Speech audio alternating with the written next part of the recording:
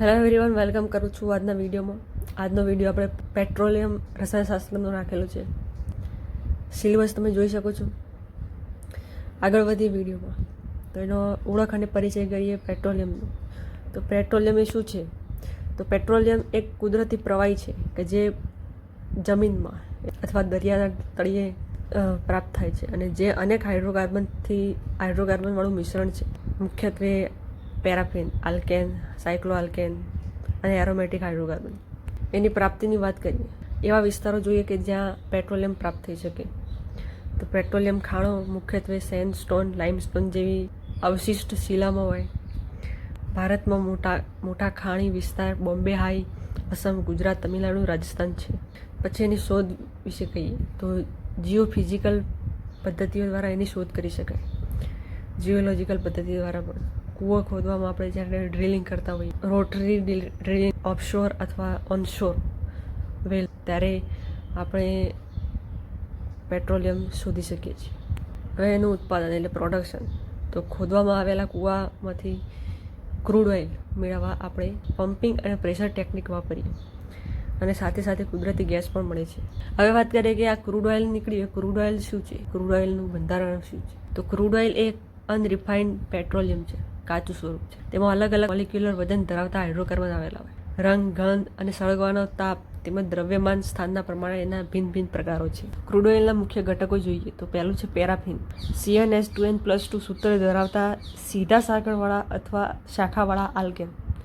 Example પણ આપે છે પેન્ટેન અને હેક્ઝેન. હળવા હાઇડ્રોકાર્બન જે બેન્ઝીન જેવી સાદી રચના નથી, સારી રીતે સળગે છે અને ઉર્જા વધારે આપે છે. બીજો ઘટક છે નાફ્થેન. સાયક્લોપેરાફિન. CnH2n સૂત્ર ધરાવતા રિંગ રચનાવાળા સંયોજન. એના ઉદાહરણમાં છે સાયક્લોપેન્ટેન, સાયક્લોહેક્ઝેન. આ સ્થિર છે અને ઓછી ક્રિયાશીલતા ધરાવે છે. પછી આવે એરોમેટિક. બેન્ઝીન રિંગ ધરાવતા સંયોજનો. એના ઉદાહરણમાં બેન્ઝીન, ટોલ્યુઇન, ઝાયલીન છે.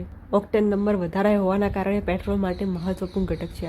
પછી છે એસ્ફાલ્ટેન અને રેઝિન. તો ભારે મોલિક્યુલ વજન ધરાવતા સંયોજનો છે. ક્રૂડ ઓઇલને કાળો રંગ આ સંયોજનો આપે છે અને તેલના નીચેના તબક્કામાં અલગ થાય છે. જ્યારે ક્રૂડ ઓઇલનું ડિસ્ટિલેશન કરીશું ત્યારે નીચેના તબક્કામાં અલગ થશે. પછી કેટલીક અશુદ્ધિઓ પણ આવેલી હોય છે કે ગંધક સંયોજનો H2S ટાઈપ, નાઇટ્રોજન યુગ્મો, અને એના કારણે આની પ્રવાહિતતા ઘટે છે અને વીજળી અથવા ઉદ્યોગમાં વાપરતા પહેલાં એને શુદ્ધ કરવું પડે છે. હવે આ ઘટકો જોઈ લીધા, એના એકવાર વિશેષતા પણ જોઈ લઈએ. તો પેરાફિન છે ઉચ્ચ સળગાવ ક્ષમતા અને ઓટોમોબાઈલ માટે યોગ્ય છે. નેપ્થેનિક એ ઓછી ઉત્સર્જન ક્ષમતા, લુબ્રિકેટિંગ ઓઇલ માટે ઉપયોગી. એરોમેટિક એ ઊંચો ઓક્ટેન નંબર, વધુ પ્રદૂષણકારક છે. અને મિક્સ બેઝ છે એ મિશ્રણ સ્વરૂપે મળી આવે છે. હવે ક્રૂડ ઓઇલના ભૌતિક ગુણધર્મો જોઈએ તો એનો રંગ તો પીળાથી કાળો હોય છે. ઘનત્વ 0.1 થી 1.1 ગ્રામ પર સેન્ટીમીટર ક્યુબ છે. એનું જે ઉત્કલન બિંદુ છે વિવિધ ઘટકો માટે અલગ અલગ છે. એના અંદર જે ઘટક આવેલા હોય એ પ્રમાણે અલગ અલગ છે. દહન તાપમાને સામાન્ય રીતે ઓછું હોય છે અને એનું સુગંધ તીખી અને ખાસ પ્રકારની વિશિષ્ટ હોય છે. હવે વાત કરીએ ડિસ્ટિલેશનની, એટલે કે નિસ્યંદનની. તો ક્રૂડ ઓઇલમાં હજારો પ્રકારના હાઇડ્રોકાર્બન મિશ્રિત હોય છે, એટલે એને સીધા ઉપયોગમાં લઈ શકાતું નથી અને એનું શુદ્ધિકરણ અને અલગ અલગ ઘટકમાં વિભાજન કરવું જરૂરી છે. તો આ પ્રક્રિયાને નિસ્યંદન ડિસ્ટિલેશન કહે છે, જે પેટ્રોલિયમ ઉદ્યોગનું મુખ્ય પગથિયું છે. તો ક્રૂડ ઓઇલના નિસ્યંદનથી મળતા મુખ્ય ઘટકો પેટ્રોલ, ગેસોલિન પણ કહેવાય, kerosene, diesel, lubricating oil, wax, asphalt. હવે જુદા જુદા પ્રકારના ડિસ્ટિલેશન છે. તો પહેલું છે ફ્રેક્શનલ ડિસ્ટિલેશન. એ સૌથી સામાન્ય પદ્ધતિ છે. ક્રૂડ ઓઇલને તાપમાન આપીને અલગ અલગ ઉત્કલન બિંદુ ધરાવતા ઘટકોને વિભાજિત કરવામાં આવે છે. જે બીજું છે વેક્યુમ ડિસ્ટિલેશન. એ ભારે હાઇડ્રોકાર્બનના તબક્કા માટે ઉપયોગી છે. અહીંયા નીચા દબાણ હેઠળ કરવામાં આવે છે જેથી ઉચ્ચ તાપમાને તૂટતા સંયોજનોને સુરક્ષિત રાખી શકાય.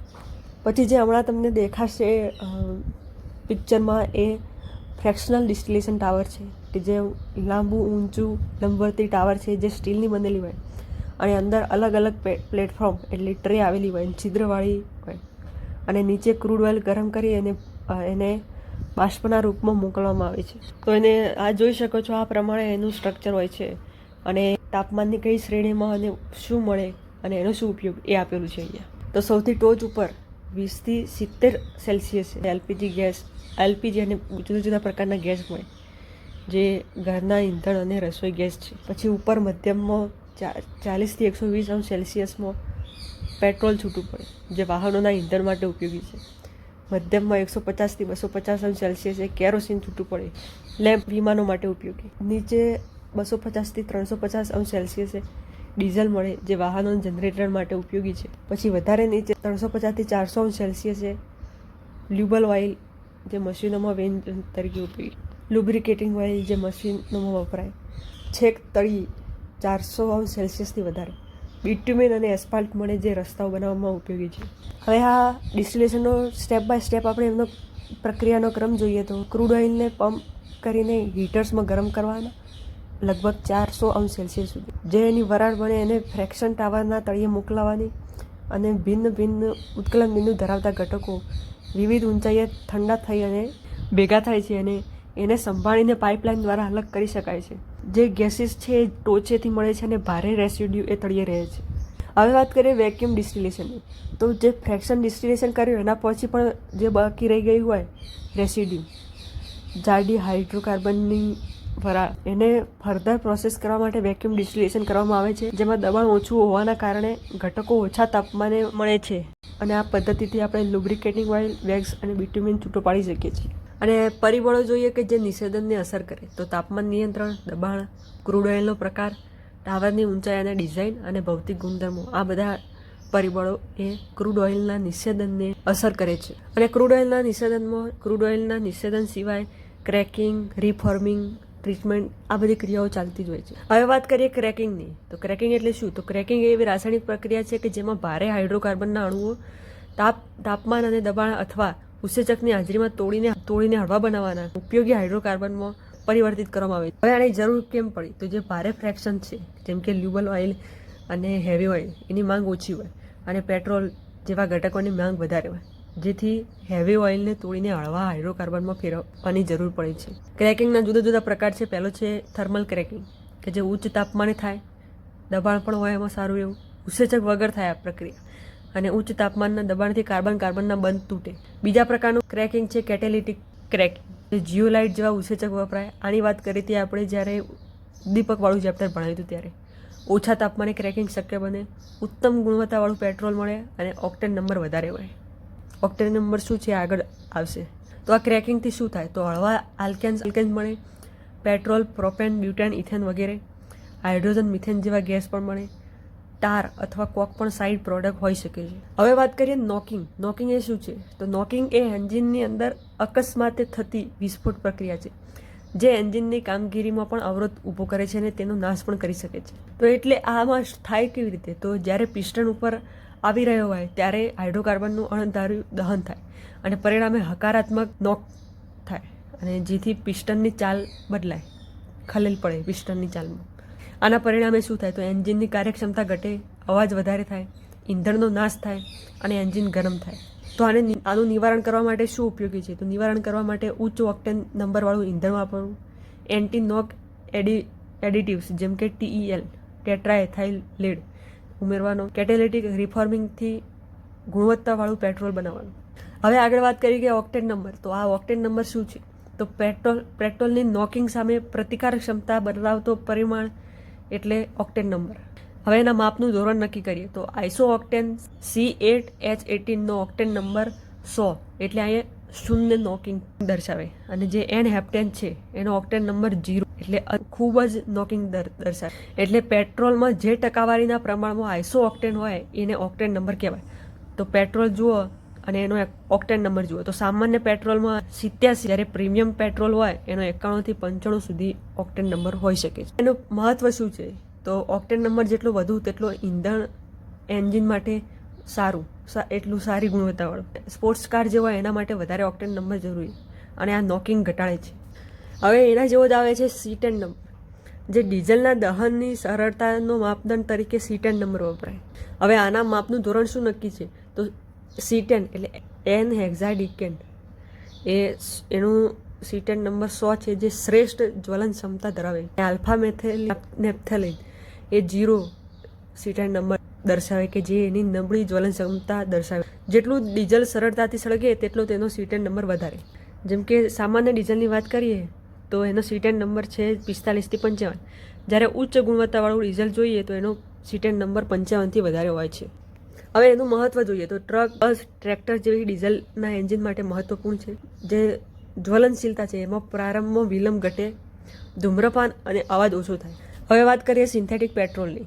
તો સિન્થેટિક પેટ્રોલ એ શું છે? તો સિન્થેટિક રીતે બનાવેલ પેટ્રોલ કે જે કુદરતી ક્રૂડ ઓઇલના વગર કેમિકલ પ્રક્રિયાથી મેળવવામાં આવે તેને સિન્થેટિક પેટ્રોલ કહેવાય. એને બનાવવાની મુખ્ય પદ્ધતિઓમાં પહેલી પદ્ધતિ છે બર્જિયસ પ્રોસેસ, જેમાં કોલસાને હાઇડ્રોજન સાથે ઉચ્ચ તાપમાન લગભગ 400 સુધી અને દબાણ 200 થી 250 ATM પર પ્રતિસાદ કરવામાં આવે છે ત્યારે પ્રક્રિયા કરવામાં આવે છે. ઉત્સેચક તરીકે નિકલ વપરાય અને શું બનાવે છે? તો હાઇડ્રોજનેટેડ ઓઇલ બનાવે અને એમાંથી પેટ્રોલ મળે છે. બીજી પ્રક્રિયા છે ફિશર ટ્રોપ પ્રોસેસ. CO અને H2 ગેસના મિશ્રણને ઉત્સેચક Fe અથવા CO ની હાજરીમાં 200 થી 300 પર ક્રિયા કરાવાય છે અને ઉત્પાદિત હાઇડ્રોકાર્બનમાંથી પેટ્રોલ મેળવી શકાય. આના લાભ શું છે? તો ક્રૂડ ઓઇલ પર નિર્ભરતા ઘટે, કોલસા અને બાયોમાસમાંથી પણ પેટ્રોલ બનાવી શકાય, યુદ્ધકાળમાં પરિપૂર્ણ વિકલ્પ. હવે એના ગેરલાભ શું છે? તો ખર્ચાળ પ્રક્રિયા છે, ઉર્જા વધારે વાપરવી પડે અને કાર્બન ઉત્સર્જન વધારે થાય છે. હવે વાત કરવાની છે પેટ્રોલિયમ ઉત્પાદનોનું ફોરેન્સિક વિશ્લેષણ. IS એટલે ઇન્ડિયન સ્ટાન્ડર્ડ મુજબ. તો આ ફોરેન્સિક વિશ્લેષણ, ફોરેન્સિક એનાલિસિસ કેમ કરવાનું? તો એનો અભ્યાસનો હેતુ શું છે? ઓબ્જેક્ટિવ શું છે? તો ઉત્પાદનોના મૂળ પૃથ્થકરણ માટે, ભેળસેળ ઓળખવા માટે, ગુણવત્તા અને પ્રમાણભૂતતા ચકાસવા માટે, ન્યાયિક પુરાવા તરીકે. કરું સૌથી પહેલાં તો એમાં IS નંબર આપેલો હોય, દરેકનો IS નંબર આપેલો છે. IS નંબર એ શું છે? ઇન્ડિયન સ્ટાન્ડર્ડ છે. આ ભારત સરકારની BIS, bureau of Indian standard દ્વારા ઘોષિત કરેલા પ્રમાણભૂત લક્ષ્યાંકના નંબર છે. તો એમનું એક ફોર્મેટ હોય છે IS નંબરનું. આ રીતે એ ફોર્મેટ આપેલું હોય છે. અહીંયા જે X આપેલા છે બધા, XX એ શું દર્શાવે છે? તો પ્રમાણભૂત ડોક્યુમેન્ટ નંબર દર્શાવે છે, સ્ટાન્ડર્ડ નંબર. અને જે Y છે એ સંશોધન અથવા પ્રકાશનનું વર્ષ કયું હતું એ દર્શાવે છે. આપણે ઉદાહરણ દ્વારા સમજીએ તો IS 2796 અને 2017. તો IS એટલે ઇન્ડિયન સ્ટાન્ડર્ડ, 2796 એટલે પેટ્રોલ માટે નક્કી કરાયેલા BIS સંખ્યા, અને 2017 આ સ્ટાન્ડર્ડના છેલ્લી રિવિઝન પ્રકાશનની તારીખ છે. હવે શા માટે મહત્વપૂર્ણ છે? તો ફોરેન્સિક તપાસમાં વૈજ્ઞાનિક પ્રમાણભૂતતા આપે, અદાલત અને રિપોર્ટિંગ માટે માન્ય સ્ત્રોત છે, ગુણવત્તાવાળું પરિણામ આપે અને આંતરરાષ્ટ્રીય પ્રમાણભૂતતા માટે સહયોગી છે. એમાં પેટ્રોલની વાત કરીએ પહેલા ઘટકની, તો IS સ્ટાન્ડર્ડનો નંબર આપ્યો છે. પેલો છે વિશ્લેષણ એટલે એનાલિસિસ કરવાની પદ્ધતિઓ લખી છે અને ઉપયોગો લખ્યા છે. તો વિશ્લેષણની પદ્ધતિમાં જોઈએ તો ડિસ્ટિલેશન રેન્જ હોય અને એ મુજબ એના ઉત્કલન બિંદુ દર્શાવવાનું હોય, ઓક્ટેન નંબર ડિટર્મિનેશન હોય, ડેન્સિટી અને સ્પેસિફિક ગ્રેવિટી માપવાની હોય, ફ્લેશ પોઈન્ટ માપવાનો હોય, એમાં આવેલું લેડ કન્ટેન્ટ જાણે માપવાનો હોય, સલ્ફર કન્ટેન્ટ માપવાનો હોય. આ બધું જાણે આપણે માપીએ અને આ જે પ્રકારની આપણે માહિતી આપી જે પ્રકારે મળે તો આપણે નક્કી કરી શકીએ કે આ પેટ્રોલ જ છે. આમાં ફોરેન્સિક ઉપયોગ એ જ છે કે ભેળસેળ શોધી શકાય, જેમ કે કેરોસીન સાથે મિક્સ તો નથી ને, અને ક્રાઇમ સીન ઉપર મળેલા નમૂનાઓમાંથી મૂળ ઓળખી શકીએ. હવે વાત કરીએ કેરોસીનની, તો કેરોસીન ઉપર સ્ટાન્ડર્ડ નંબર આપેલો છે. એની વિશ્લેષણ પદ્ધતિ માટે સ્મોક પોઈન્ટ ટેસ્ટ કરાય, ફ્લેશ પોઈન્ટ કરાય, સલ્ફર કન્ટેન્ટ, ડેન્સિટી અને વિસ્કોસિટીમાં અપાય, કલર ટેસ્ટ પણ કરી શકાય. આ બધા પ્રકારના ટેસ્ટ કર્યા પછી આપણે એનો ફોરેન્સિક ઉપયોગ જોઈએ તો આગ લગાડવા માટે વપરાયેલ કેરોસીનની ઓળખ કરી શકાય, દુર્ભાવના પૂર્વક ભેળસેળ કરેલું કેરોસીન પણ શોધી શકાય. હવે વાત કરીએ ડીઝલની, તો ડીઝલનો સ્ટાન્ડર્ડ નંબર પણ આપેલો છે. એના વિશ્લેષણની પદ્ધતિ જોઈએ તો C10 number, flash point, sulphur content, distillation characteristic, પછી CFPP, કોલ્ડ ફિલ્ટર પ્લગિંગ પોઈન્ટ. એના દ્વારા આપણે એનું વિશ્લેષણ કરી શકીએ છીએ કે આ ડીઝલ છે કે નહીં. અને એના ઉપરથી રેલવે અથવા વાહન સંદર્ભે ચોરી અથવા ભેળસેળની તપાસ, વિસ્ફોટકની બનાવટમાં ઉપયોગ થયો એ બધું આપણે ચેક કરી શકીએ છીએ. ATF એવિએશન ટર્બાઇન ફ્યુલ, એ સ્ટાન્ડર્ડ આપેલું છે. વિશ્લેષણની પદ્ધતિ જોઈએ તો flash point, freezing point, smoke point, thermal stability test અને કંડક્ટિવિટી, આ બધા પ્રકારની પદ્ધતિઓ વિશ્લેષણ માટે ઉપયોગી છે. અને ફોરેન્સિકમાં ઉપયોગ શું છે? તો વિમાની દુર્ઘટનાઓના અનુસંધાનમાં ઉપયોગી છે, ભેળસેળ અથવા ટાંકીના ફેરફારમાં તપાસમાં ઉપયોગી છે. લુબ્રિકેટિંગ ઓઇલ, એનો IS સ્ટાન્ડર્ડ આપેલું છે. IS સ્ટાન્ડર્ડ તો તમે યાદ રાખજો કે આ કોનું છે. એની વિશ્લેષણની પદ્ધતિઓ છે kinematic, viscosity, flash point, acid base number, ash content, additive, composition, analysis. જે આપેલી બધી વિશ્લેષણ પદ્ધતિઓ છે એમાં પદ્ધતિના નામ આપે છે અને શેનાથી કરી શકાય અને એનું શું રિઝલ્ટ આવવું જોઈએ એવું લખેલું છે. બરાબર. હવે એનો ફોરેન્સિક ઉપયોગ જોઈએ તો મશીન અથવા એન્જિનમાંથી મળેલા ટેમ્પલેટ્સનું મૂળ શોધવા માટે, જૂની અથવા નવી લુબ્રિકેન્ટ્સ વચ્ચેનો ભેદ પારખવા માટે. હવે વાત કરીએ ફર્નેસ ઓઇલ, એનો IS સ્ટાન્ડર્ડ આપેલો છે. વિશ્લેષણની પદ્ધતિમાં જોઈએ તો વિસ્કોસિટી એટ 50 અંશ સેલ્સિયસ અને sedimented content, water content, ash content, sulphur content. એમાં ફોરેન્સિક ઉપયોગ છે ઉદ્યોગ સ્થળે ભેળસેળની તપાસ શોધવા માટે, આગ લાગવાની ઘટનાઓમાં શોધ કરવા માટે. જે છે ગ્રીસ, લિથિયમ કેલ્શિયમ બેઝ. એનું અહીંયા સ્ટાન્ડર્ડ આપેલું છે. વિશ્લેષણની પદ્ધતિમાં જોઈએ તો cone penetration, drop point, water washout, oxidation stability, આ બધું ચેક કરવામાં આવે છે. ફોરેન્સિક ઉપયોગ જોઈએ તો મશીનરી ભાગમાંથી મળેલા ગ્રીસ દ્વારા મુદ્રા અથવા સ્પેશિયલ ગ્રેડ ઓળખી શકાય. હવે વાત કરીએ સોલ્વેન્ટની, તો સોલ્વેન્ટના અહીંયા સ્ટાન્ડર્ડ આપેલા છે હેક્ઝેનના, ટોલ્યુન અને બેન્ઝીનના. એની વિશ્લેષણ પદ્ધતિઓ જોઈએ તો પ્યોરિટી બાય જીસી એટલે gas chromatography, refractive index, distillation range અને ફ્લેશ પોઈન્ટ. ફોરેન્સિકમાં આનો ઉપયોગ શું છે તો વિસ્ફોટકો માટે કાચો માલ શોધવા, નશીલા પદાર્થની ટેસ્ટ માટે. હવે વાત કરીએ બાયોડીઝલની, તો બાયોડીઝલનું અહીંયા સ્ટાન્ડર્ડ આપેલું છે. વિશ્લેષણની પદ્ધતિ જોઈએ તો એસ્ટર કન્ટેન્ટ, FAME, બરાબર, FAME fatty acid methyl ester, બરાબર, flash point, free glycerol, sulphated ash, oxidation stability, આ બધું ચેક કરવામાં આવે છે. અને આગળ જે આપણે સલ્ફર કન્ટેન્ટ માપીએ એના ગુજરાતીમાં કોઈક વાર એવું લખેલું હોય છે ગંધક પ્રમાણ, તો એ પણ સલ્ફર કન્ટેન્ટ માપ્યું એવું જ કહી શકાય. ઓકે, એનું ગુજરાતી છે. હવે આના ફોરેન્સિકમાં ઉપયોગો છે બાયો અને મિનરલ ડીઝલ વચ્ચેનો ભેદ પારખવા માટે, નકલી બાયોડીઝલ શોધવા માટે. હવે આપણે જે આ ઉપર જોયા IS સ્ટાન્ડર્ડ અને એના પરીક્ષણો અને એનો ફોરેન્સિક ઉપયોગ, એ પણ અહીંયા એક ચાર્ટ સ્વરૂપે આપ્યું છે. Petrol, kerosene, diesel, ATF, lube oil, furnace oil, grease, solvent અને બાયોડીઝલ માટે, બરાબર. તો અહીંયા આ લેક્ચરને પૂર્ણ કરીએ છીએ. હવે મળીશું નવા લેક્ચરમાં. Thank you very much.